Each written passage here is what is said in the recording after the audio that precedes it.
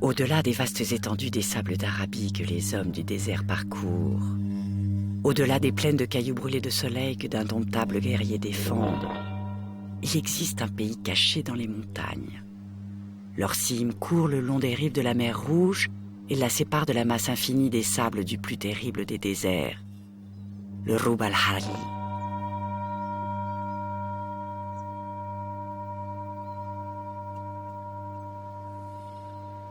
Nous sommes dans le royaume d'Arabie Saoudite, en Arabie du Sud.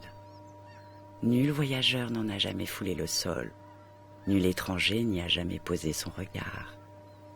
Car cette contrée fut longtemps interdite, farouchement gardée par ses habitants.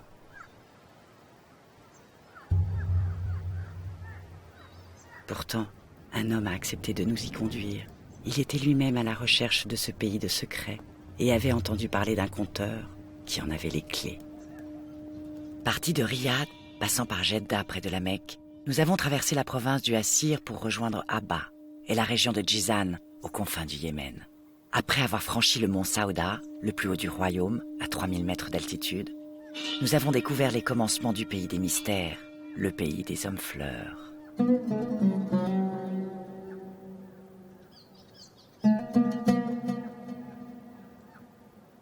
Là, nous avons rencontré le conteur aux mille et une histoires. Merci de me recevoir dans votre honorable demeure. On m'a dit que vous étiez un sage, un érudit, et je suis donc venu jusqu'à vous, car je m'intéresse au pays des hommes fleurs. Existe-t-il vraiment? Votre visite m'honore et grandit ma maison. Si Allah le Tout-Puissant me le permet, je veux faire en sorte de ne pas décevoir vos attentes. Oui, en effet, j'ai connu le peuple dont vous parlez, le peuple des hommes fleurs. De tous les peuples de nos territoires, il est le plus ancien. Son origine remonte à la nuit des temps, aux époques archaïques. Vous savez, les Grecs et les Romains portaient des fleurs dans les cheveux.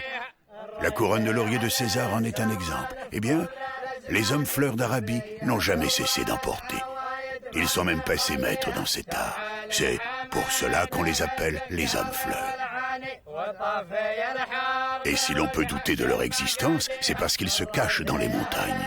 Si on ne les voit jamais, c'est parce qu'ils sont jaloux de leur territoire. Ils les défendent avec les armes s'il le faut. Car ce sont des guerriers.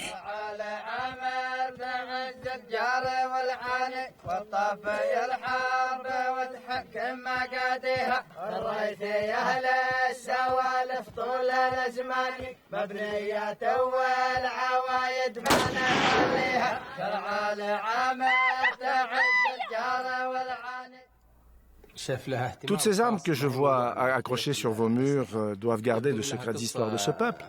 Cette dague, par exemple, que vous avez posée ici près de vous. Cette dague, hors du commun, m'est parvenue intacte d'un temps bien éloigné. Et avec elle, sa longue et édifiante histoire. Elle aurait été forgée, façonnée et travaillée avec grand art. Elle appartenait à un homme aimé, admiré et respecté par ceux de son clan. Or, un jour, il advint que cet homme mourut en la grâce et la miséricorde d'Allah. Et sa dague est longtemps restée plongée dans l'obscurité, jusqu'à un certain jour.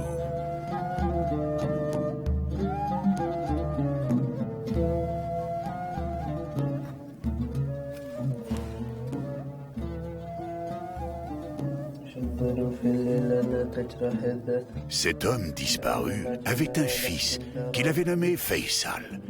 Il n'avait que 6 mois à la mort de son père. Au moment où notre histoire commence, ce fils avait beaucoup grandi. Et telle est son histoire. Né chez les hommes fleurs, Faisal appartenait au clan des Reis, un clan notoire pour son courage et sa combativité. Les Reis étaient réputés pour leur gentillesse et le grand respect dans lequel ils tenaient toutes les choses vivantes.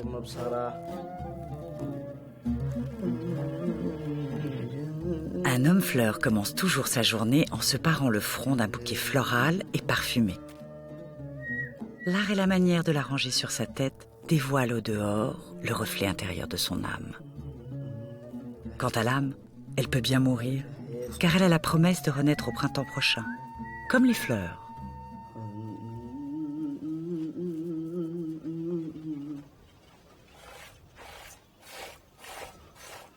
La mère de Faisal avait rapidement suivi son père dans l'autre monde. Alors c'est le grand-père qui a veillé sur l'enfant. Il a enseigné à ce fils de son fils tout ce qu'il savait de la vie des hommes fleurs.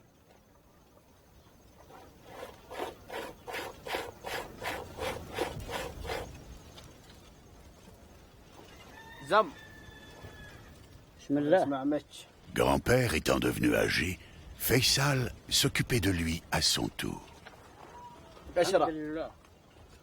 الله يسمع حتى بخير وكيف فتحوا لا بخير ان شاء الله بخير وش بناتنا حلجنا خير مني اليوم.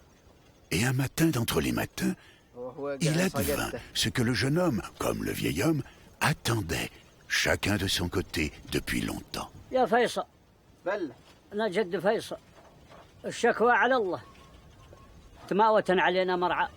Sans se l'être jamais dit, ils savaient l'un et l'autre qu'un jour Faisal serait prêt.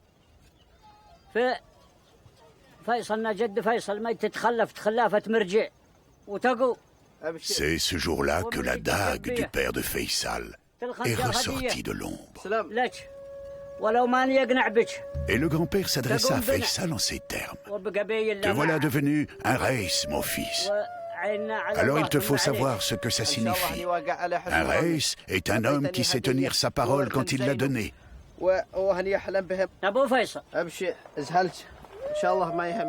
Faisal recevait là un grand honneur. Pendant toute son enfance, on lui avait parlé d'un père qu'il n'avait jamais connu. Maintenant, il héritait de sa dague, marque d'autorité et d'autonomie.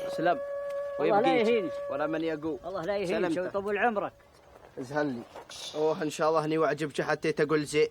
Grand-père fit à Faisal toutes sortes de recommandations et, la plus importante à ses yeux, de respecter cette lame. Prends-en grand soin, Faisal, car c'est elle qui te protégera. Elle protégera ta famille. Elle sera la gardienne de l'honneur de ton clan et de ceux que la vie mettra sous ta protection. Faisal promit à son grand-père qu'il serait digne de cette dague, digne de sa lignée et digne d'être un reis au milieu du clan des reis. C'est ainsi, mieux qu'un père pour son propre fils, que grand-père s'était adressé à Faisal. Il lui souhaita aussi les paroles d'usage. Que la paix et la sécurité soient sur toi et autour de toi.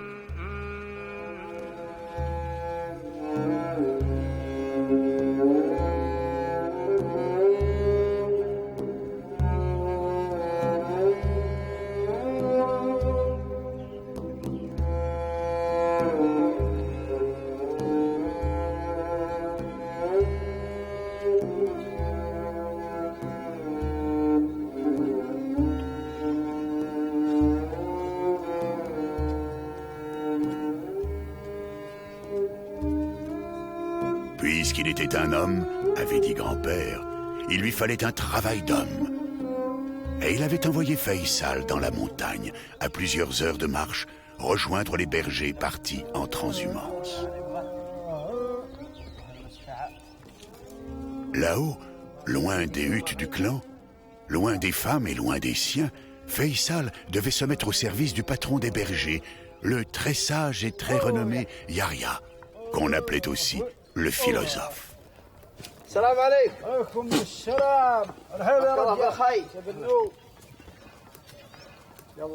Yahya attendait déjà le jeune Faisal.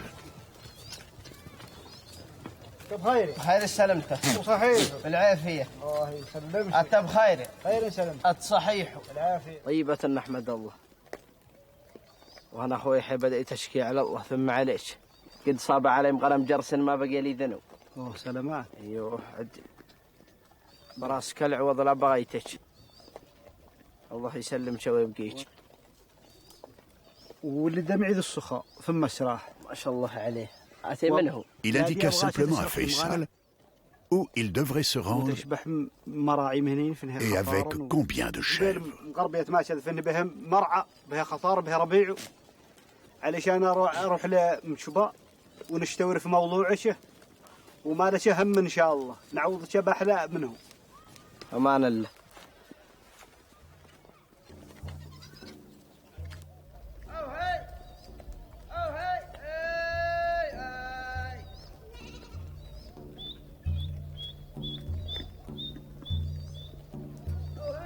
C'est ainsi que ce jour-là, Faisal s'est trouvé à la tête de 200 chèvres à mener jusqu'à un très haut et très lointain pâturage.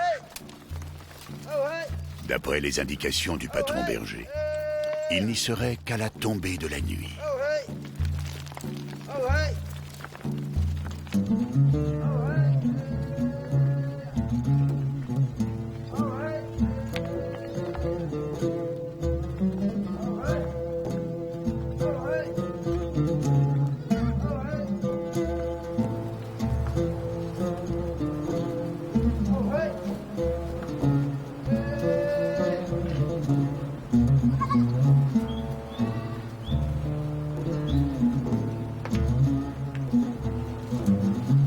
Être riche ou pauvre n'a pas d'importance aux yeux des Reis. Le cœur, la droiture, la renommée de la famille sont les vraies valeurs, avec son troupeau. Sans chèvre, on n'est rien. Avec 10 chèvres, on survit. Avec 20, on est fragile. Avec 50, on peut voir venir. Au cours du dernier hiver, une épidémie avait abattu les chèvres de grand-père. Donner un troupeau à Faisal, c'était aider sa famille sans lui faire l'aumône.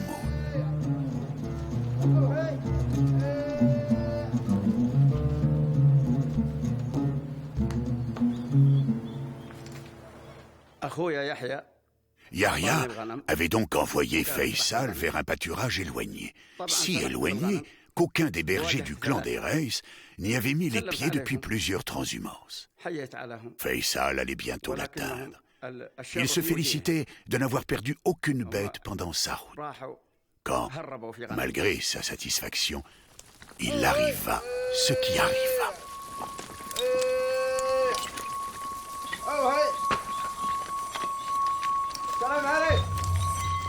Des étrangers au clan barraient la route à ses chèvres.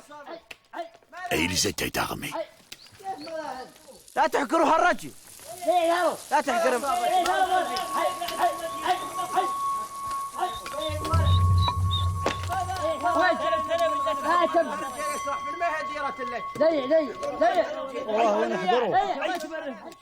غنم هالرجال. ماذا صابك؟ ونذبحوا معه ذبح الشسرة. والله ما قص راحته. Faisal n'avait pas le temps de faire preuve d'héroïsme. Ses chèvres étaient en train de s'en aller. Étouffant sa rage, il choisit de les ramener en sécurité. Puis, malgré sa honte, il ne perdit pas une minute pour retrouver Yahya et lui raconter sa mésaventure, puisque c'était Yahya qui l'avait envoyé là-bas.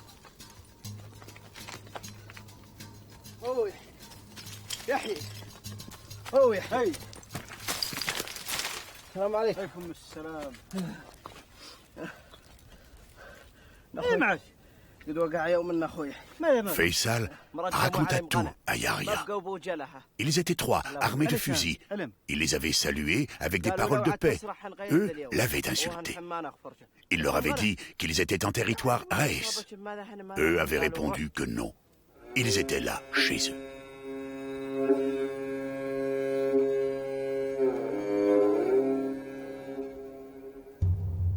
Des étrangers sur les terres du clan. Il y avait là de quoi déclencher un conflit. Qui sait? Une guerre entre clans. Il fallait de la prudence. Beaucoup de prudence. Ce territoire appartenait aux Reis depuis des générations. Il n'avait aucune raison d'y être. Sinon, belliqueuse. Et Yahya renvoya Faisal avec un message pour les étrangers. S'ils s'étaient égarés, les Reis les aideraient à retrouver leur chemin et les ramèneraient chez eux, soit avec gentillesse, soit avec force.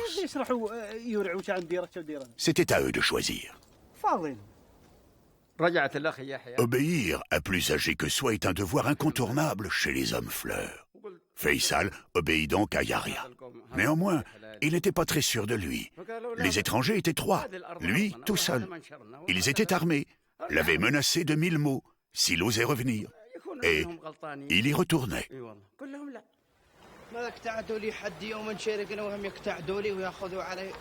D'un autre côté, grand-père avait insisté pour qu'il se montre digne de la dague de son père. S'il le fallait, il sortirait cette dague de son four.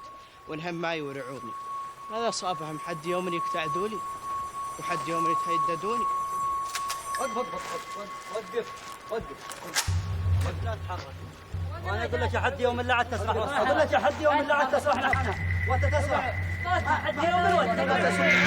حد يوم قتلي ولا سلبي اقول لك ايش عني قتلي ولا سلبي بام ايام واسعه بام ايام واسعه حد يوم من ايام ربي وانا اقول لك لا عاد تسمح يلا روح روح ولا انا اصرف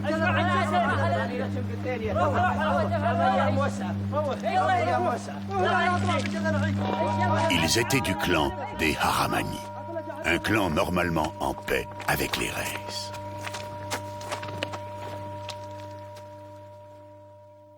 Faisal aurait dû s'estimer heureux qu'on lui ait laissé la vie sauve, mais il regrettait de ne pas avoir trouvé la mort. Perdre la dague de son père était une honte, mais il y avait pire encore. Porter un fourreau sans lame, c'était montrer qu'il lui manquait quelque chose, et cette chose, c'était l'honneur. باني اعرف محديد مزين هاك وشفرة ما عاد خلتها يصلها اوه ما شاء الله زينه ما بدنا نخلي بقله حيل لا هو مقطبه تنعلم الحي مي تعرف شفرة اخو تهقيها شفرة ما نعطيها عجبني حدتها زينه علماني مي وعجبني قني هناخذ هيلي 3 jeunes effrontés du clan Haramani avaient volé une dague à un fils de Reis, jetant sur lui et autour de lui une très grave humiliation. Sans le savoir, ils avaient aussi noué le destin de Faisal, qui allait bientôt apprendre qu'une destinée, quelle qu'elle soit, sert toujours de secret dessein.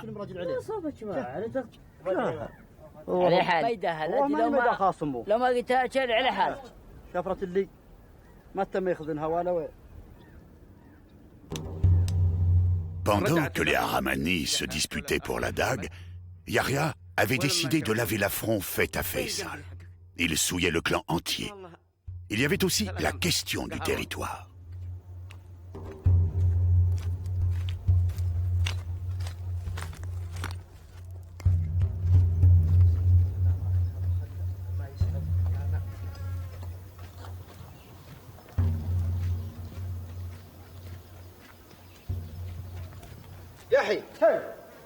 Yahya avait demandé à Faisal de le retrouver aux premières lueurs du jour.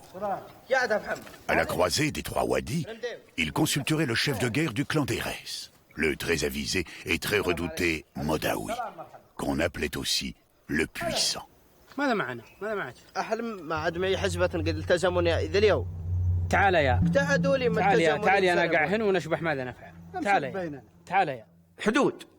Quand un chef de guerre est saisi d'un conflit, il lui faut tout entendre, contrôler, comprendre, vérifier avant de prendre une décision. Une affaire d'honneur chez les hommes fleurs peut mener rapidement au sang versé. Il a donc fallu au jeune Faisal qu'il répète encore son histoire et où elle lui était arrivée.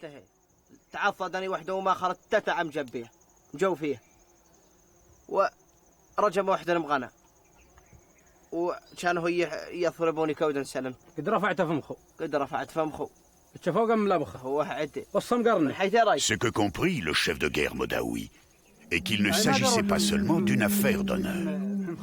وما دروا لو دروا ما يقتعدوا لي بعد قلت لها مني سير. Le cas était clair.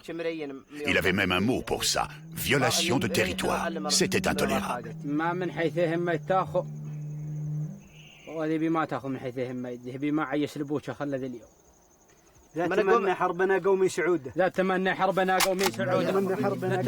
Les Haramani étaient trois, il serait trois Reis à les poursuivre. Modawi, le puissant, promettait déjà d'accrocher leur tête au rocher des frontières. Yahya dut l'arrêter. Il n'était pas question qu'un Reis verse le premier sang. Il fit promettre à Modawi de regarder d'abord, discuter si possible, et ne faire parler les armes qu'en dernier recours. On raconte que Modawi promit à Yahya de se retenir. En attendant, il courait vers les lieux de l'embuscade. Un seul chemin menait aux Grandes Gorges. Ils ne pouvaient pas rater leurs ennemis.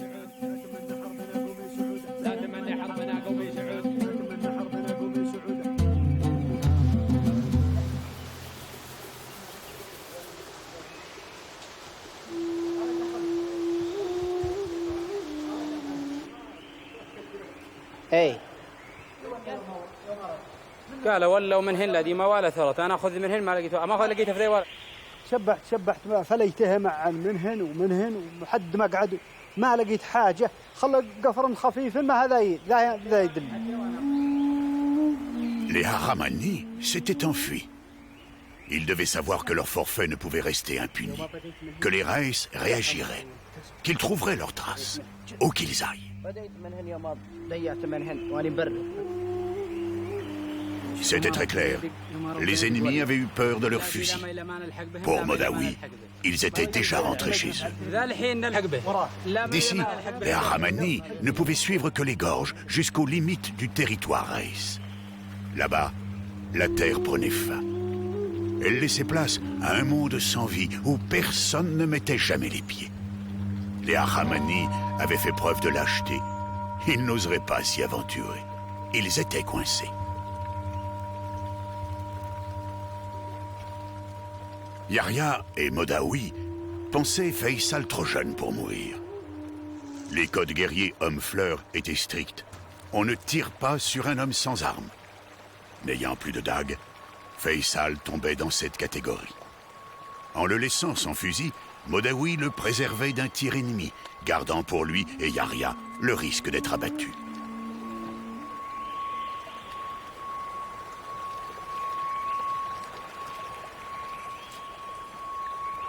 لا ما ما نلحق به لا ما نلحق بهم للحين.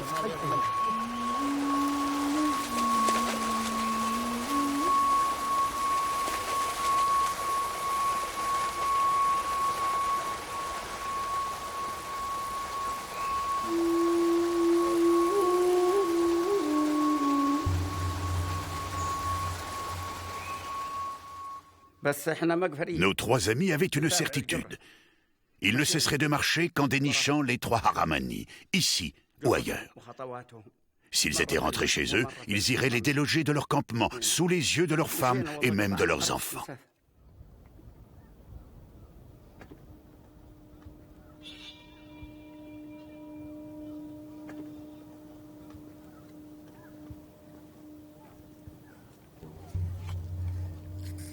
أو شو من الزعمة قلت منهن نخت الشهنيني عنهم لا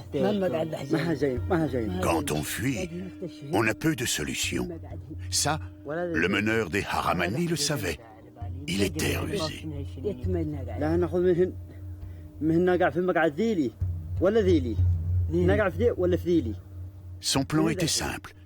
Trouver un lieu stratégique, s'y cacher et attendre avec l'avantage de voir les Reis venir de loin.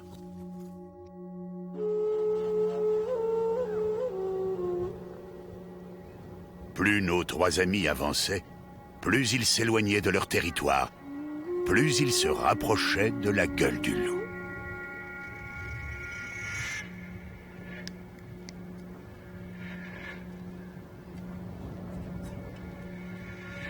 Si le meneur des ennemis était rusé, Modawi était un chef de guerre de grande expérience. Sans parler du talent légendaire des hommes fleurs pour suivre une piste, qu'elle soit animale ou humaine. Dans leur fuite, les Haramani avaient conduit les Reis sur les terres maudites, L'endroit était si vaste, aride et solitaire que la légende voulait qu'il soit habité seulement par les djinns. Les djinns étaient la seule chose dont un homme-fleur pouvait avoir peur. À l'heure qu'il était, nos 3 amis n'avaient pas d'autre solution que de s'arrêter pour la nuit, en priant que les mauvais génies les laissent en paix.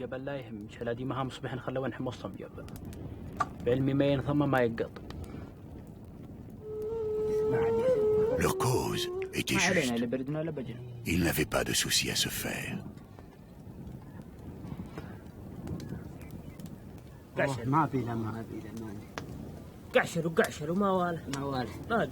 Le doute s'insinuait dans le clan Haramani.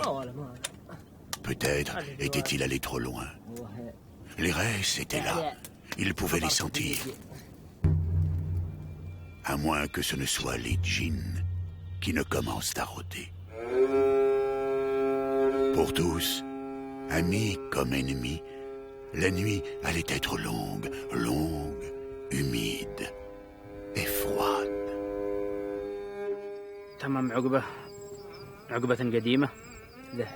Le clan des Haramani avait déjà fait des problèmes aux Reis. On n'en était pas à la première dispute avec eux. Yahya était un diseur d'histoire. Il raconta la dernière guerre que les Reis avaient eue avec les Haramani. C'était il y a 20 ans. Une famille Reis, un homme, sa femme et leur bébé vivaient seuls dans une vallée éloignée des autres campements. Ils vivaient loin des autres à cause des chameaux que la famille élevait. Les chameaux ont besoin d'espace. Voyant cette famille si isolée, des Haramani ont attaqué le campement la nuit. Ils se sont emparés des chameaux, fait prisonnier l'homme et sa femme, et n'ont tué personne, car il y avait le bébé. Au matin, ils sont partis avec les chameaux, le bébé et sa mère, pour qu'elle n'aille pas chercher du secours. Ils n'ont rien fait à la femme. La toucher aurait enfreint les règles. Le mari était ficelé dans sa cabane, en vie, comme monnaie d'échange, tant que les voleurs ne seraient pas chez eux. Mais le Reis les avait entendus parler. Il le tuerait après. Alors, sans faire de bruit, il a défait ses liens, tué son gardien, pris son fusil et s'est jeté à la poursuite des voleurs. Il était seul et les a vite rattrapés. Comme ils étaient nombreux, il ne s'est pas montré. Il a crié dans la montagne et tiré plusieurs coups de feu. Avec l'écho, les Haramani se sont crus attaqués par toute une bande. Affolés, ils ont laissé la femme et les chameaux et se sont enfuis comme des lâches. Après cette affaire, les Reis ont demandé réparation aux Haramani. Leur cheikh a refusé. Nous avons pris les armes et la guerre a duré 2 ans. Les Haramani ont eu plus de morts que les Reis et ils ont fini par demander la paix. C'est au cours de cette guerre de représailles que le père de Faisal a trouvé la mort. Yahya et Modawi avaient combattu à ses côtés. Ils l'avaient aimé comme un frère. La vie de Faisal, seul descendant de leur ami, n'avait pas de prix pour eux.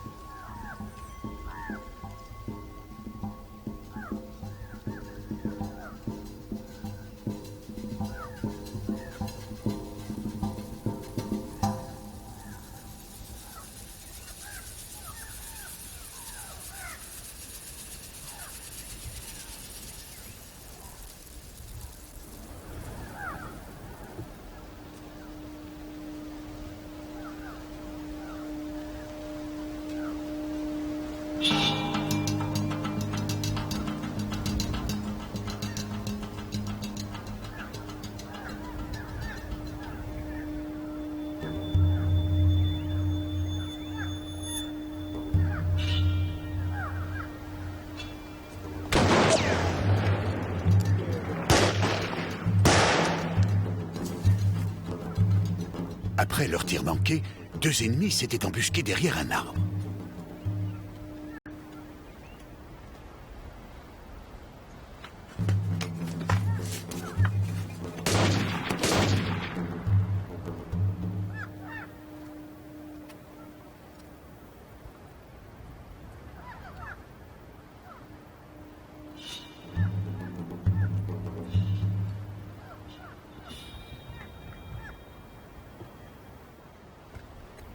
Le choix d'un arbre comme bouclier n'était pas un hasard. La croyance des hommes-fleurs veut qu'un arbre touché meure, autant par la blessure de la tristesse que par celle d'une balle reçue.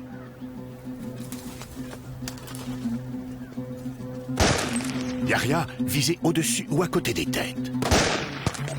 Il avait vu assez de morts dans sa vie et juré de ne plus en faire.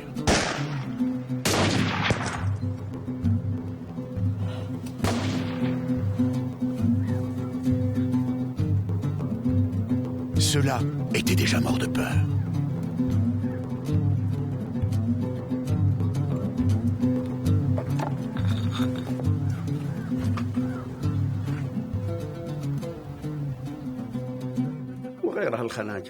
Quand ils comprirent que le tireur d'en face était assez déterminé pour faire feu sur un arbre, les 2 Haramani s'enfuirent pour sauver leur peau, abandonnant le 3e toujours tapi dans les rochers.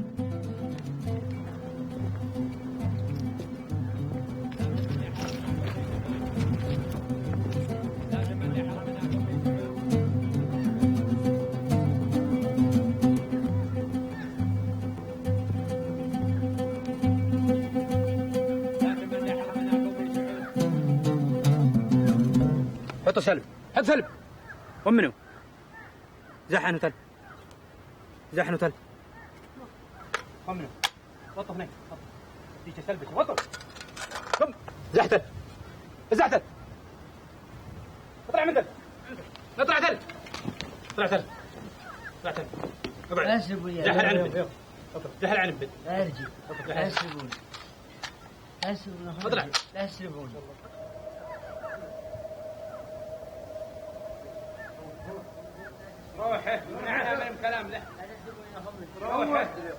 Modawi, le puissant, aurait volontiers tué cet homme, comme on abat un chien. Mais Yahya avait une idée derrière la tête.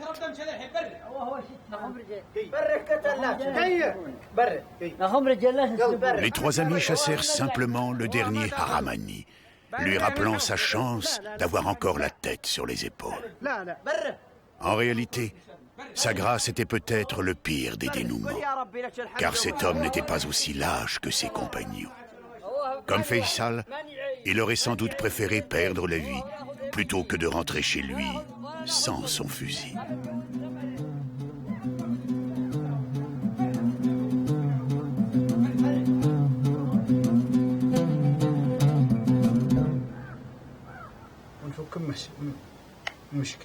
Le sang n'avait pas coulé. L'honneur de Faisal était lavé. Désormais, un guerrier Haramani portait sur lui la honte qu'il avait engendrée et l'on pouvait éviter une escalade de violence. Avec un esprit de vengeance, on n'obtient que des morts et les pleurs des familles. Yahya voulait proposer la paix aux Haramani. Modawi n'était pas complètement d'accord. Alors Yahya lui expliqua qu'avec une dague d'un côté et un fusil de l'autre, on était à égalité. On avait fait preuve de courage et l'honneur était sauf.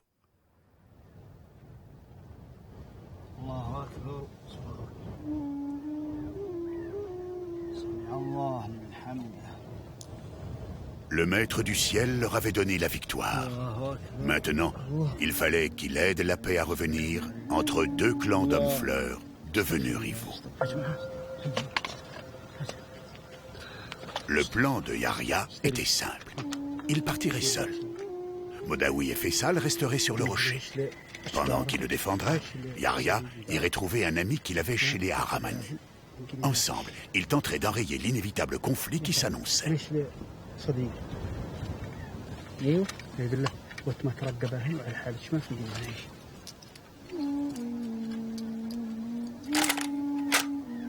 Modawi était convaincu par les paroles de Yahya. Quant à Faisal, il avait compris que les raisons de ce départ étaient les seules raisonnables.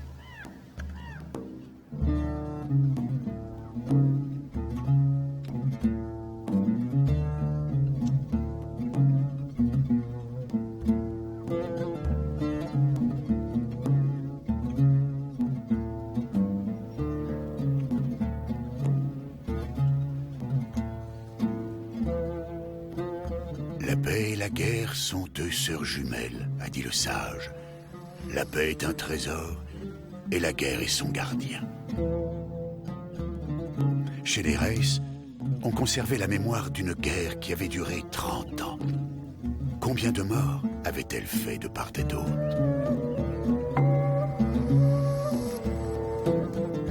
Le sort de nombreuses vies est entre les mains de cet ami, songeait Yahya. En même temps, c'était un ennemi. Si la nouvelle de ce conflit dans la montagne s'était répandue dans les vallées, cet ami pouvait bien aussi le tuer. C'était pour ça que Yahya était parti sans armes.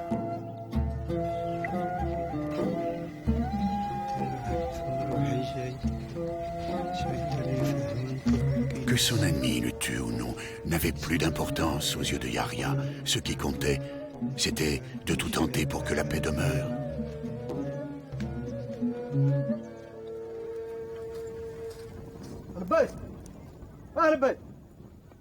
Enfin, un soir d'entre les soirs, Yahya parvint à la cahute du très solitaire et très inspiré Modowa, qu'on appelait aussi le pénétré.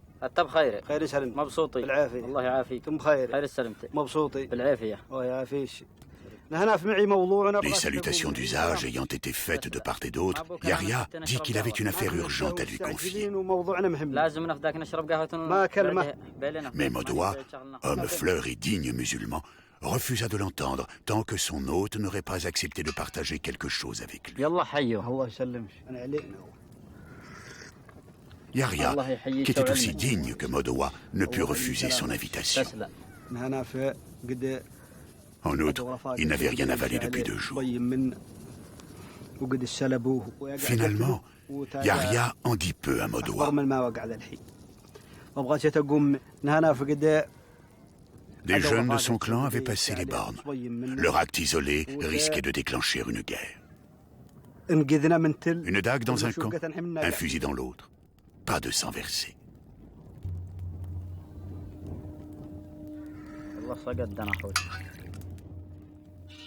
En partageant un gawa avec son ami, Modowa s'était mis dans une impasse. Les lois d'honneur des clans donnent aux visiteurs qui a partagé le pain et l'eau une immunité de 4 jours. Même s'il en avait eu l'envie, Modowa ne pouvait plus tuer Yahya sans trahir ce code. Yahya, par déférence, ne pouvait rien ajouter sans l'offenser.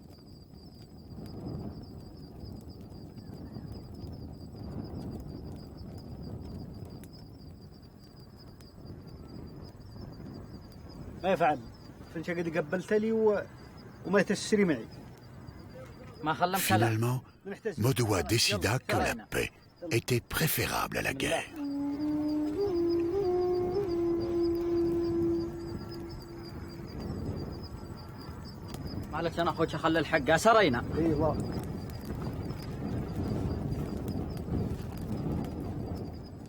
Bien avant que l'aube n'ait chassé la nuit, les 2 amis partirent. Au lever du jour, ils étaient parvenus sur la terre des djinns. Leur idée était d'imposer un cessez-le-feu. Il fallait faire vite. Il fallait que les belligérants éteignent leur rancœur. Il fallait qu'ils baissent les armes.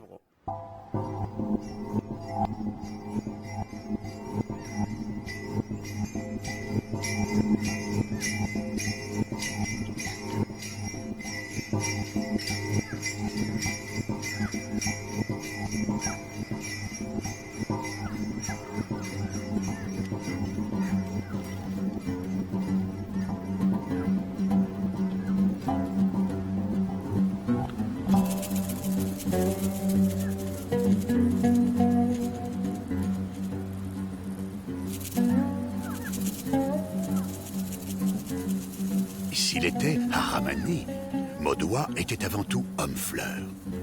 Il avait un cœur généreux, de ceux qui préfèrent la mort à la trahison d'une parole donnée. Et il fit ce qu'il avait promis, lancer l'ordre de cesser le feu dans la montagne à ceux de son clan.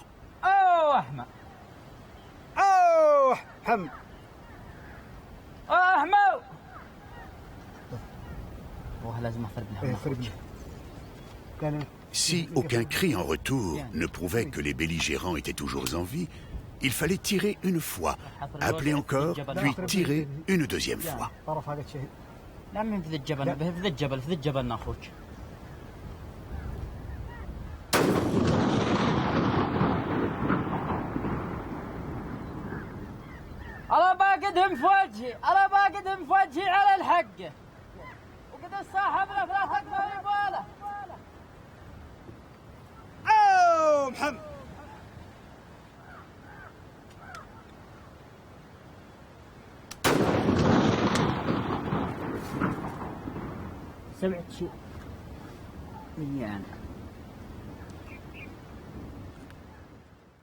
Il n'y a pas deux fusils qui tonnent de la même manière.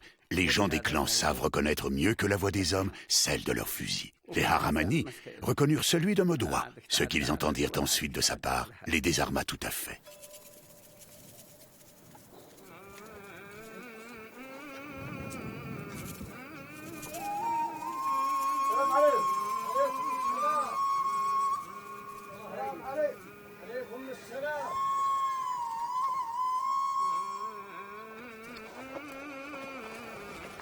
Et il fut ce qu'il fut.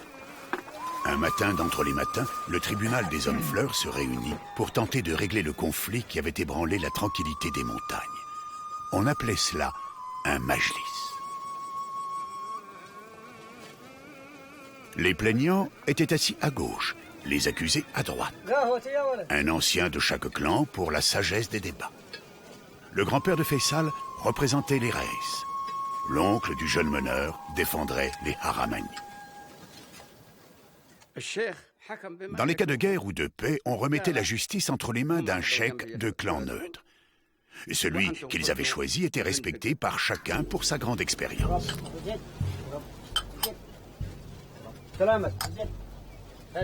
L'usage voulait que ce soit les victimes plaignantes qui expriment leurs griefs en premier, et Yahya proposa la paix contre la restitution de la dague de Faisal et la reconnaissance des frontières ancestrales du territoire des Reis.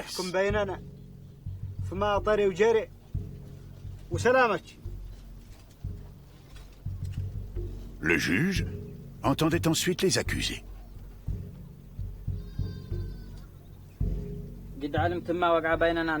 Modoua affirma qu'il n'avait connu de cette affaire seulement ce que lui en avait raconté son ami Yahya. Si Yahya avait dit la vérité, alors les Haramani devaient des excuses aux Reis. Après avoir entendu les deux parties, le juge demandait aux plaignants ce qu'ils voulaient en réparation de l'affront et des pertes qu'il avait subies. Le grand-père de Faisal rappela que son clan était prêt à la guerre. Mais si les Haramani reconnaissaient leurs frontières et rendaient la dague, ils feraient la paix. Ensuite, le juge entendait la réponse des accusés. À ses yeux, les demandes des Reis semblaient raisonnables et honnêtes. Alors l'oncle des jeunes Haramani prit la parole. Et ce qu'il dit n'avait rien à voir avec la question du territoire des Reis. Il prétendait même que jamais ses neveux n'avaient dit à Faisal, quand ils s'étaient rencontrés, que ce territoire appartenait aux Haramani. Non, ses neveux n'avaient jamais remis en question les frontières des Reis. Pour Yahya, c'en était trop. Le mensonge de cet homme n'avait d'égal que la lâcheté et la fourberie de ses neveux. Ils avaient volé la dague de Faisal par la force. Ça, c'était la vérité.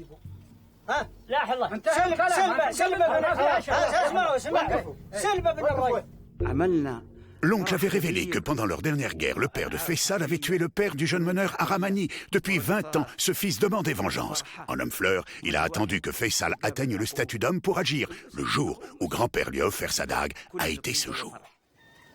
C'était donc pour une très vieille histoire, une histoire de vengeance qui datait d'une guerre ancienne, que Faisal avait été molesté, humilié, et le territoire des Reis remis en question. Le juge avait dû menacer de quitter le Majlis pour que le calme y revienne. Et avant de faire part de son verdict, il demanda à chacun de faire la promesse qu'il le respecterait et en appliquerait sa sentence.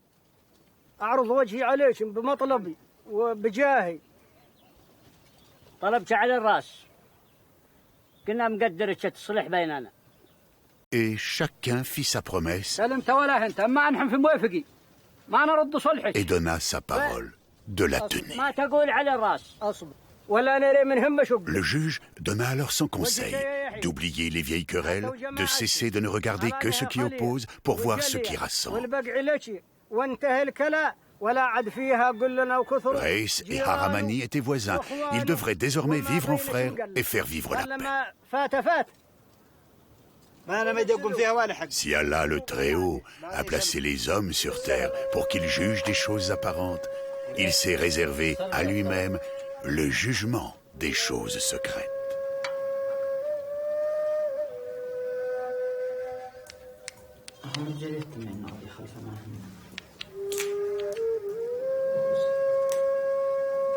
Il y a encore 20 ans, aucune route ne menait au pays des hommes fleurs.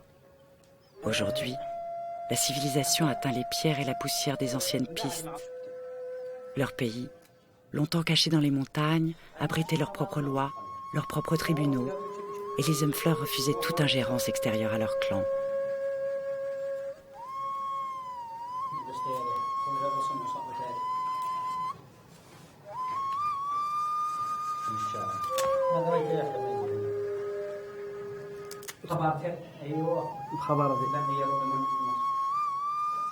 Au cours des millénaires, les hommes fleurs n'ont eu d'autre loi que celle de l'hospitalité, de l'honneur et de la joie de vivre.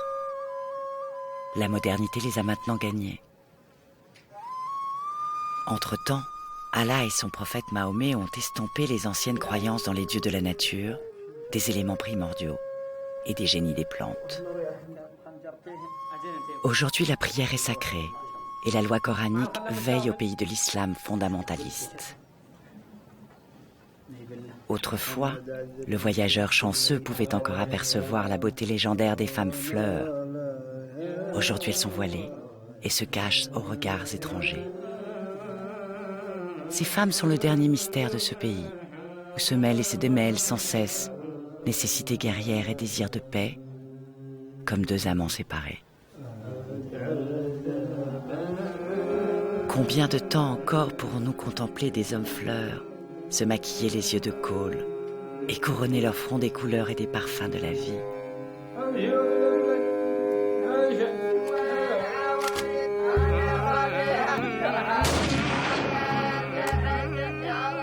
Si la vie est éphémère, la terre demeure.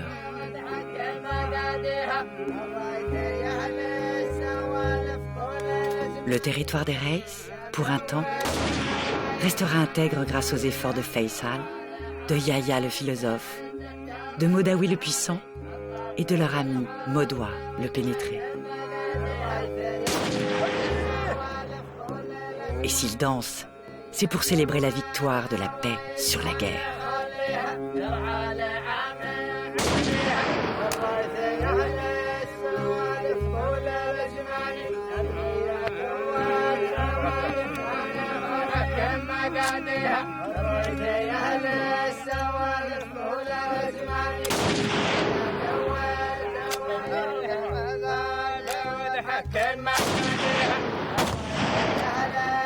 Au pays des hommes fleurs, on ne tire jamais sans raison. En ce jour de liesse, ce n'est pas contre le vent que l'on tire, c'est sur l'ennemi invisible.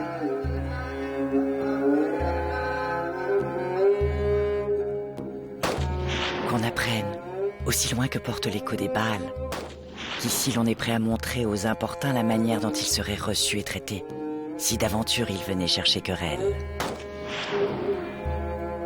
Car ici, contre l'inconnu, deux clans sont maintenant unis, pour le meilleur ou pour le pire.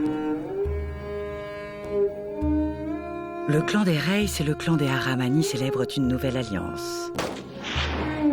Il fête aussi la naissance d'un nouvel homme fleur, le très aimé et très téméraire Faisal, celui qu'on appelle aussi le vivant.